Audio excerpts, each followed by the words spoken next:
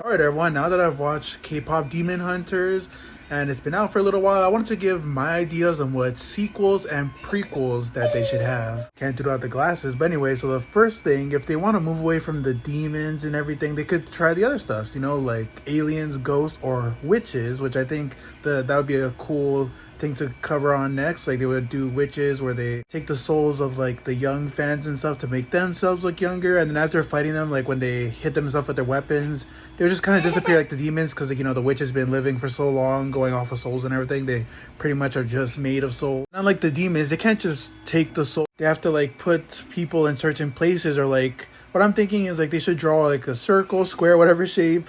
Nothing really has to be in it, but they have to set it up themselves and then lure people in and then take their souls within that. So they can still mind control people with their voices, maybe. Yeah, they can still sing, control people to like lead them one way. I was thinking like, yeah, for the finale, it could be at some kind of stadium or something with, they made the circle or something around it. When people come in, they just try and take it, but then the Hundreds come and stop them. I think that'd be an interesting take to do. And their powers, they don't have to just like take souls. They could also use their singing to like conjure items together to like fight as well. Maybe bring skeletons to life, something like that. And the movie name that I have for this is K-pop Witch Hunt. Either K-pop Witch Hunt or K-pop The Witch Hunts. I feel like that sounds like a good name. Or you could do Witch Hunters, whichever one. For the witches, I also feel like another power they should have is that as they're singing, they're able to bring up the lesser demons. They're able to keep like the strong demons away and hidden, but there's still like tiny gaps just for the weaker ones to come through, so the witches could summon up some of those demons as well too. Even though I said they could move away from the demon stuff, but they could still like use them a little bit, you know what I mean?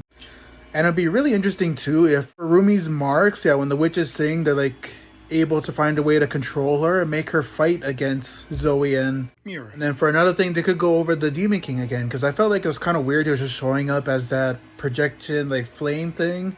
I feel like his true self was just hiding somewhere. He was just, using his power to like show how powerful he is and stuff like that. So it could be like, K-pop, Turn of the King, or Long Live the King. I think that sounds pretty good.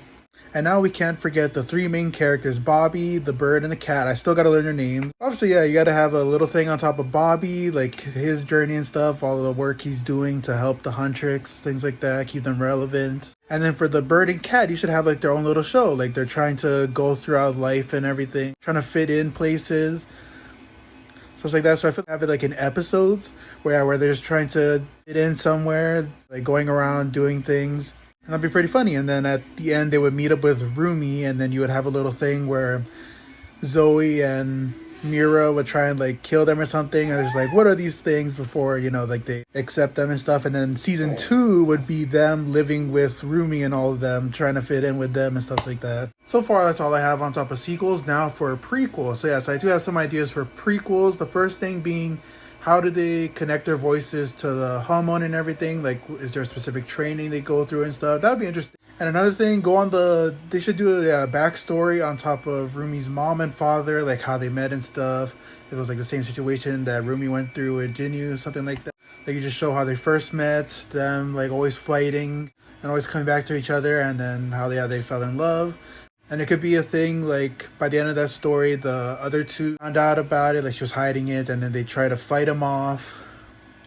But in the process of fighting, like one of them got hurt. She was about to have Rumi and stuff. You saw how she just like gets sick from that because she can't handle the demon blood and everything like that. I feel like that would be pretty cool to see. Which I feel like between you and me, I feel like Rumi's father is actually Now another thing could be the Sasha boys. So you could have backstories on them. That would be pretty cool to go over, because unlike Disney, they still haven't given me the Four Town. A thing like where when you kill a demon, the amount of power they have, they would just lose it. So when you kill them, instead of them like actually fully dying, they would just lose some of that power. They would go back to the demon realm, but then they just lose power. They're not as strong as they were before. If it was the lesser ones, the small ones, like those purple demons that don't have face, nothing like that, like they just they completely gone because they don't have much power. That's basically it on the prequels and sequels that I think would be good to do. But those are my thoughts. What do you think?